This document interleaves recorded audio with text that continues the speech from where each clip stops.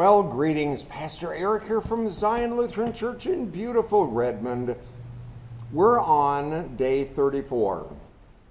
And today and Friday and Monday, we'll be with Jesus at the cross for 3 of the words Jesus says from the cross. You know that there are 7 words from the cross.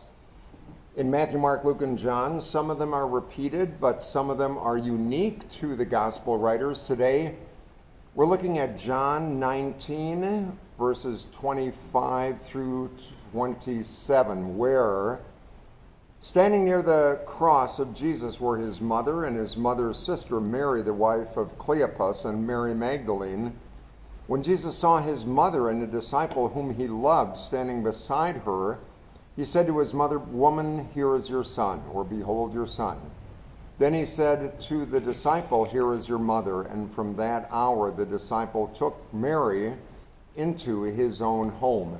Now, that's a word that is unique to the Gospel of John, and it's not in the other Gospels. Jesus looks down from the foot of the cross, sees a series of Marys who are there. Mary, the mother of Jesus, Mary Magdalene, Mary of Cleopas, Salome. We don't know exactly how many women were there, but we do know that the men, the disciples, fled or were watching from a distance. And from the cross, Jesus says to his mother and his best friend, "Woman, behold your mother. Woman, behold your son. Son, the beloved disciple, behold your mother." It's a word of love, a word of care, a word of family that Jesus says from the cross. Pretty simple words, but they have profound implications, because if you look beyond the words, they show the compassion of Jesus. They show his tenderness, his love, his care and concern for Mary's pain, for your pain, for my pain. From these simple words, we really can see a whole lot of things in terms of what it means to Jesus to love, and what it means to Jesus to be a family. What it means to love. Jesus was looking down and loving his family, caring for his family, caring for his grieving mother who was standing at the foot of the cross, giving attention to her while he was in the midst of this tremendous pain. And one of the reasons that the women were able to get so close to the cross and the other disciples fled, assuming that John was there at the foot of the cross because Jesus spoke to him too, if the disciples would have been there, they may well have been arrested. In those days, not much attention was paid to women. They were second-class citizens, or if they were unmarried or a widow, they were of the lowest of the low class. So the women wouldn't have been paid attention to by the Roman guards who were standing there at the foot of the cross, because they didn't consider the women worthy of their attention. But Jesus, always being countercultural, paid attention to the status of women throughout the Gospels and always raised them.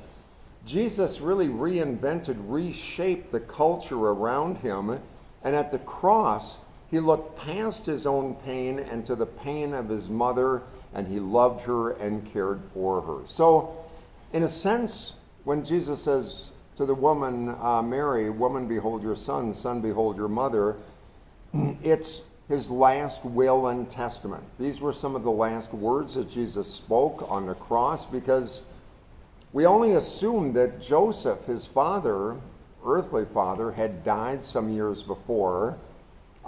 Joseph was Jesus' stepfather, and because Jesus was conceived of the Virgin Mary, Joseph was there to take care of his family, but presumably he's gone by now, and Mary knew that she was going to be a widow with nothing, no son, no one to take care of her. So in the middle of all of his pain, Jesus looks down and says, "Mother, behold your son. Son, behold your mother."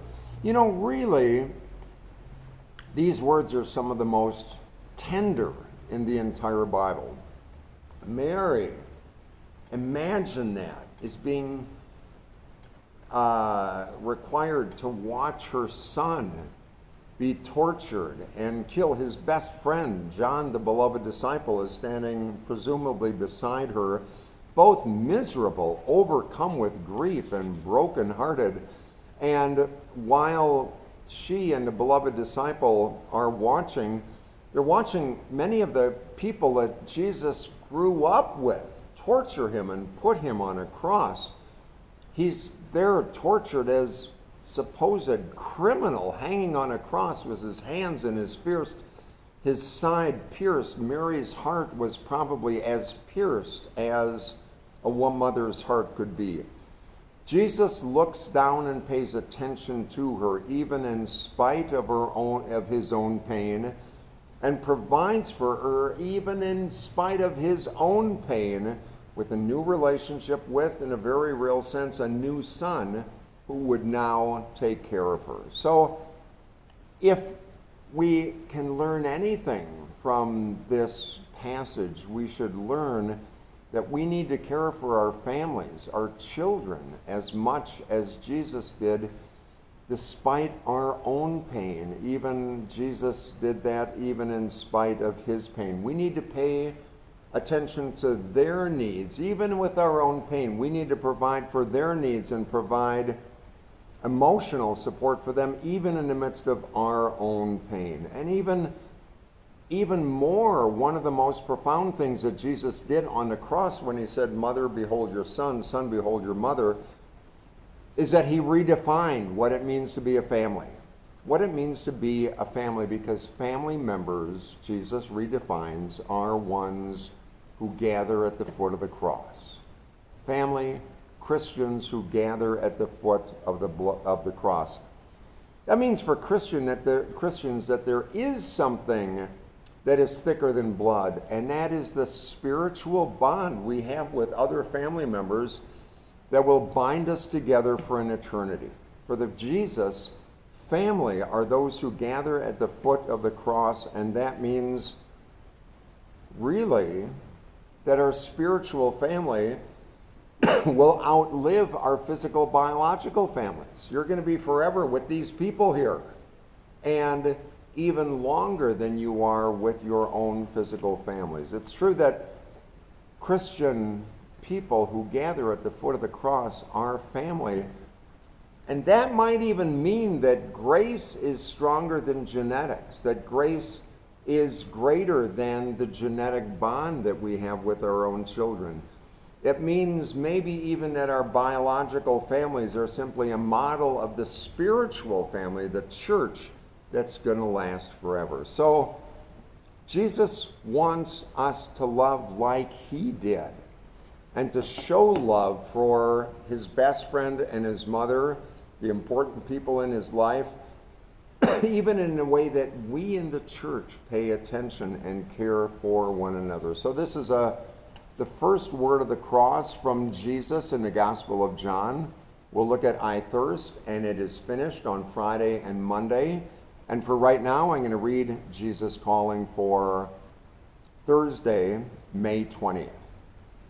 When your sins weigh heavily upon you, come to me. Confess your wrongdoing, which I know all about, before you say a word. Stay in the light of my presence, receiving forgiveness, cleansing, and healing. Remember that I have clothed you in my righteousness, though nothing can separate you from me. When you stumble or fall, I am there to help you up. Our tendency is to hide from our sin, seeking refuge in the darkness.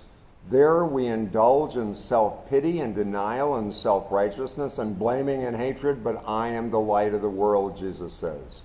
My illumination decimates the darkness. Come close to me and let my light envelop you, driving out darkness and permeating you with peace. Good word for us today. You take care, and I'll see you tomorrow, May 21st, on Friday. Bye-bye.